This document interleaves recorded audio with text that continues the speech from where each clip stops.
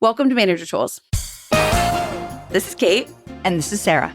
Today's cast, a basic team culture model for managers, part 2 of 2. The questions this cast answers are, should I have a culture for my team? What is a good basic culture model for my team? And how do I create the right culture for my team? If you want answers to these questions and more, keep listening. If you're a member of a large organization, one with an internal training team, and you're thinking about training folks on some of the Manager Tools guidance, you may be interested in our Train the Trainer program, where you can license any of our 3 standard training offerings: the Effective Manager, Effective Communicator, and Effective Hiring Manager, and thus deliver them internally at your pace based on your timing. Our model provides training for your selected internal trainers and continued support of your training team throughout the year to ensure that your workforce is getting an effective delivery. Standard Manager Tools corporate license benefits are afforded to those who are internally trained on our Effective Manager guidance, and overall, this model can reduce your costs by as much as 40%. If you're looking for flexibility and cost savings in your Manager Tools training, this is the way to go. Learn more by emailing Maggie at customerservice@manager-tools.com. Now comes the part that really matters in instilling a culture of any type, which is communicating more frequently about what matters more than any other topics. Lots of people talk about culture in a general way, but don't do the hard work of behaving about it. To behave about a cultural norm is to make it part of many, if not most, of virtually all your communications. And in communications, we mean conversations, emails, texts, Slacks, Teams messages, meetings, reporting, interactions, really. Any interactions that you're having with your team should include these cultural conversations, essentially. And it further means creating systems of reporting and communication that prioritize the results. For instance, start your staff meeting with reporting from everyone on metrics they contribute to every time. Agree what that will be, like which ones they should choose to report upon or which ones they should talk about. Don't hesitate to ask those who are reporting in your staff meeting to change the way they're reporting and how, to say different words. Yeah. That's what we're suggesting is this requires people talking about different things in meetings, not just you, but them. And one way to do that is to ask them to say whatever it is you need to hear about their results and work and efforts. Exactly. And you can also, folks, create digital information radiators. If the work is being done related to one of your team's results, the reporting of that work needs to be done online. Kate mentioned earlier dashboards, right? Your online So systems, helpful. right? And you might have some of them, but even like from internally what your team is doing, more of those. Your online systems must show individual tasks and deliverables and due dates and owners. And this way, you and every other team member know when something is done. And when everybody knows what's done, because inherently as part of this information radiator, this dashboard, people are being communicated to that the previous step is done, it allows others to do their then dependent tasks. It also eliminates delays of that work starting that normally occur when the work is being reported on, let's say, only weekly in your staff meeting. Because if the meeting's not till Friday, and that's when you would tell everyone you're done your piece, but you're able to update it on the information radiator on Tuesday, people can start doing activity before the formal briefing of the fact that the work is done.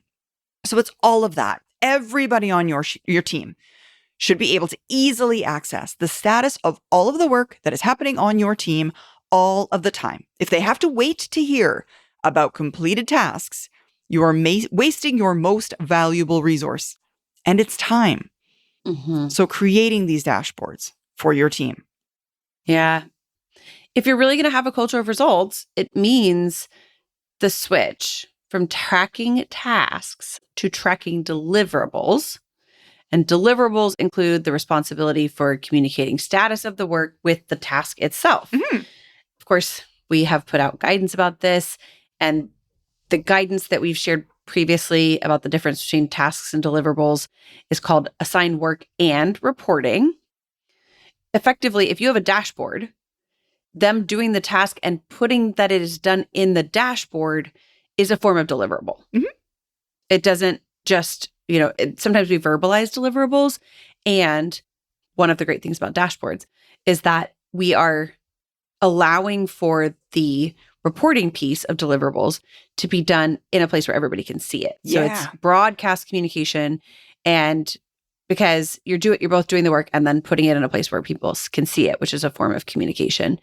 Dashboards really change the way tasking and deliverables are, I want to say, interconnected. Yeah. Because we are just moving the reporting piece to the dashboard. And we're talking about a lot of reporting tools. We understand you might think, gosh, this is going to be harder than I thought. You don't have to set up all the reporting tools yourself. Yeah. Your Best Direct could do it for one of their projects. So many shareable dashboards have templates. Your top performer could create the template. Google Sheets has great templates, and the templates could be shared so that everything kind of looks the same. And of course, there's also all kinds of videos on like Google Sheets and Team. I'm sure Microsoft project stuff is different now than what it used to be when I used it. Well, we've got the Kate, the manager tools work Cypress. management spreadsheet is what the podcast is called that it's on.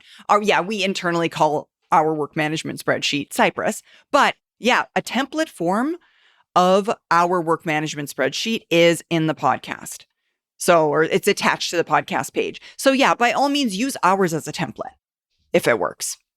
And okay, there's another piece here. All of this talk about reporting results means you're going to have to be giving a lot more feedback. Meeting goals, even simple deliverables, small parts of the whole are worthy of positive feedback. When things aren't met, negative feedback is warranted.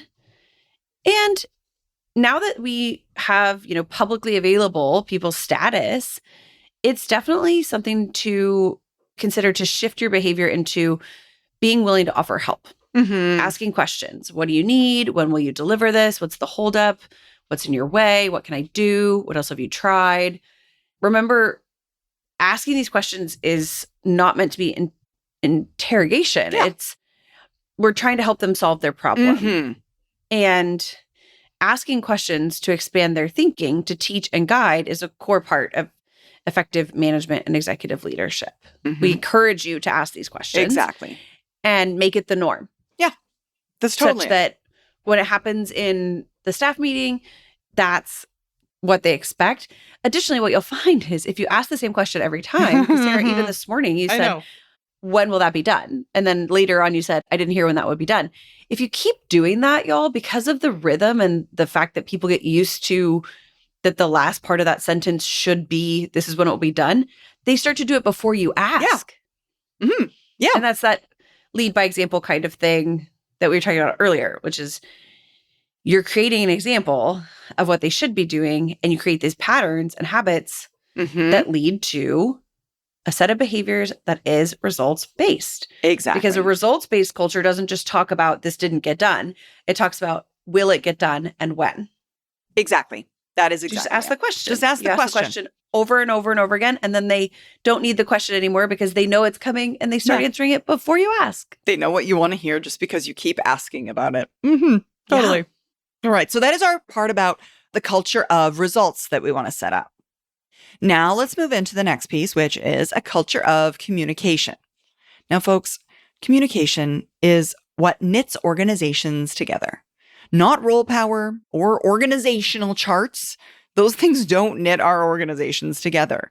We've said before that there are consulting firms who do nothing but map communication patterns in organizations to see who's really wielding influence power to make the organization succeed. And or just the opposite. Half the people in the world, high Ds and high Cs in the MT disc world, are not natural communicators. Without a culture of communication, they will choose not to communicate. And their choice not to communicate actively to the other people on the team will slow down both the team and your organization. If no one knows the work that they've done is done, they won't be able to pick it up and do the next piece of it. So having a culture of communication is necessary for our teams to function well. Now, folks, know one of the things that we do, I mean, this is what we do at Manager Tools. We travel, we present to clients, we present at our public conference events. If you're interested, you can look at us on managertools.com and maybe join us at an upcoming event. But folks, regardless of where we are, virtually everywhere we go, under communication is an enormous problem. Your team doesn't know what others are doing. They can't adjust their work based on the status of other people's work. Their relationships suffer because the core behavior in relationships is communication. And in terms of two professionals who don't communicate, they don't have a relationship. Yeah. Now, you know this because if you've ever reached out to a friend needing something, you've learned that you don't have enough influence and trust with them to persuade them to help. How can a manager create a culture of communication? Usually what it takes is over communication. Mm-hmm. Just like constant communication all the time, constantly talking to your team, communicating to your team, just an onslaught, if you will. Really, to do this, first, you really need to set a standard for what you mean by a culture of communication. There are some pretty simple things you can do, one of which is, and I always think people are going to be excited about this because people complain so much about it. And then in fact, what I discover is when I suggest it, people don't like it, much to my consternation. But I'm going to say it anyway. Stop doing email throughout the day. Wrestle it into 3 daily slots on your calendar. This is per our guidance. We've put out a number of podcasts about this.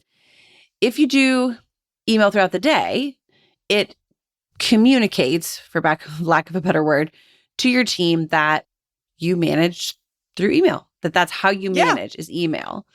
And it then causes them to constantly check their mail because that's the communication they're getting from you. And they desire communication from you.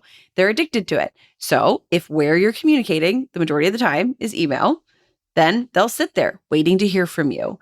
And it distracts them from the actual work they're doing because they're waiting to hear from you, to communicate with you. And you're literally making them sit in front of a answering machine. Yeah. That's what you're doing. You're asking them to sit by the answering machine and wait for messages to come in. It's terrible because it's not that email isn't work. There is some work associated with email. It's just that email is a non-urgent form of communication, and it isn't intended to be interruptive all the time of the stuff that you're doing. And that's exactly, really, seriously, imagine your directs sitting next to an answer machine all day long. That's what they're doing. And no matter what they do, whatever they're doing, the minute they hear the answer machine click on, hey, time to focus on this, pulls them out of their work, stops them from doing what they're doing. And they do it because they're addicted to communication from you. And you're putting them in a position to sit there and listen to your communication through what is effectively like a pretty impersonal format as well. That's exactly it. Another thing about generally the email vein, the email communication is that folks remember as a manager, you're communicated through. When you get an email from above, don't just turn around and forward it. It's not just for you. Forward down emails with interpretation about what this means for your team, for the organization, how this affects them in their day-to-day work. Keep them in the loop so that they get these additional necessary communications and you're not just hoarding them for yourself. Yeah, that's not going to help. We want them to understand not just what the organization is saying, but how we intend for that to be part of what we're doing. Yeah.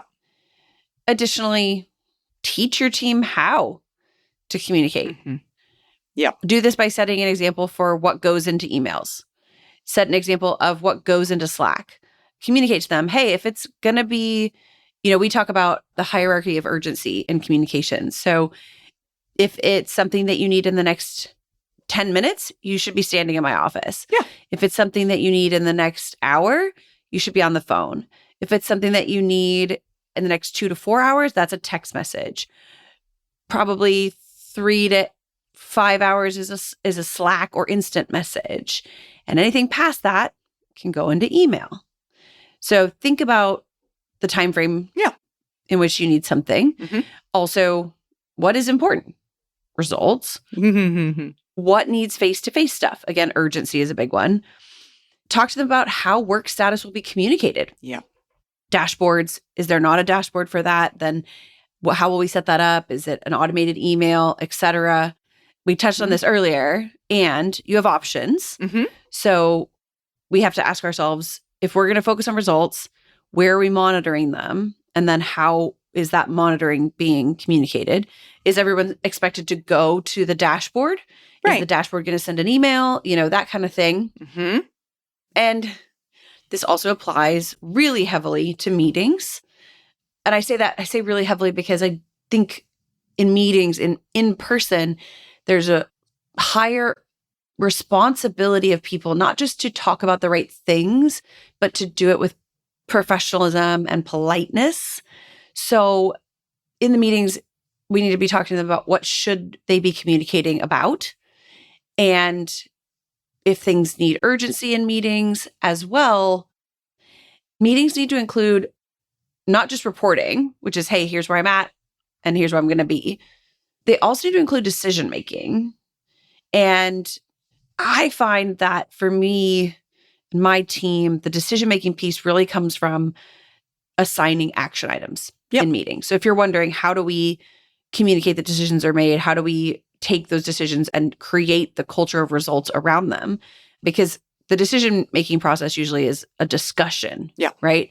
So in order to take not just the communication of culture, which would be a discussion in a meeting, into your kind of new ethos, but that also then can help create a culture of results by not just taking those discussions into meetings, but also then creating action items for afterwards. Yeah, absolutely. Now, folks, I mean, we've talked quite a bit about communication. I know this is just scratching the surface.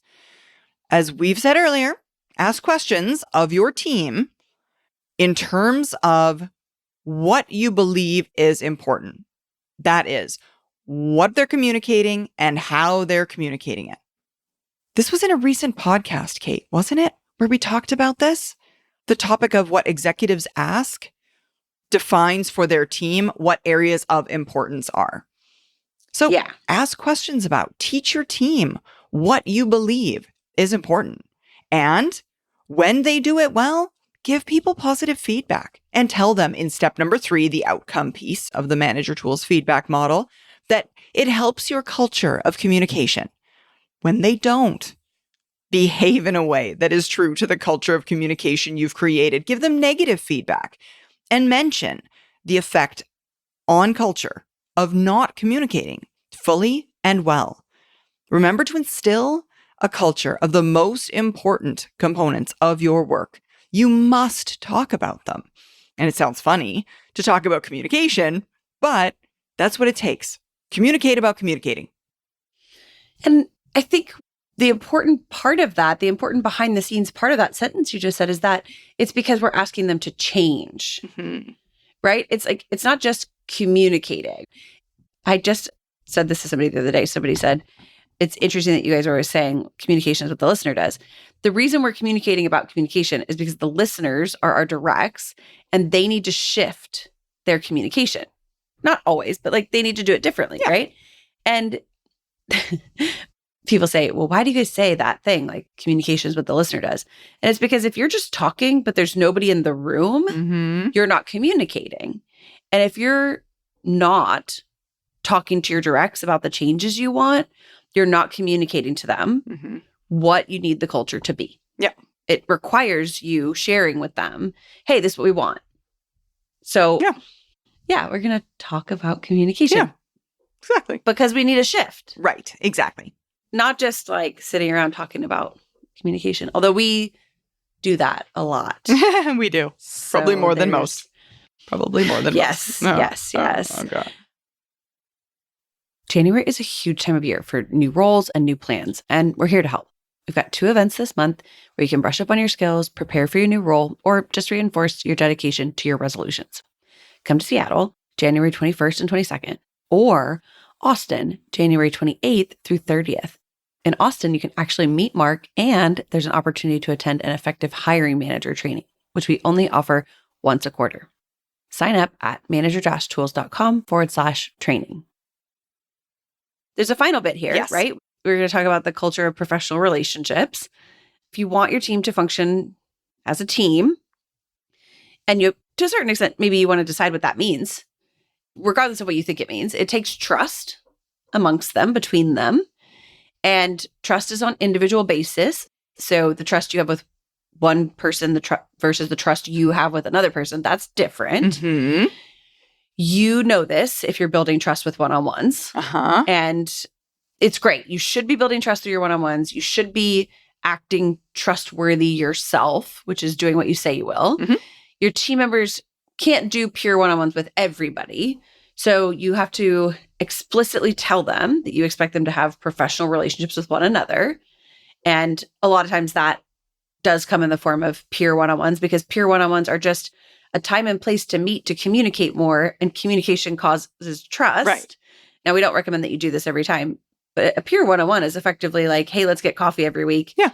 Because we need to talk enough to be friends and to be trusting of each other. Yeah. So that's what we're doing. Now, again, we don't suggest that you go for coffee every time you have a peer one-on-one.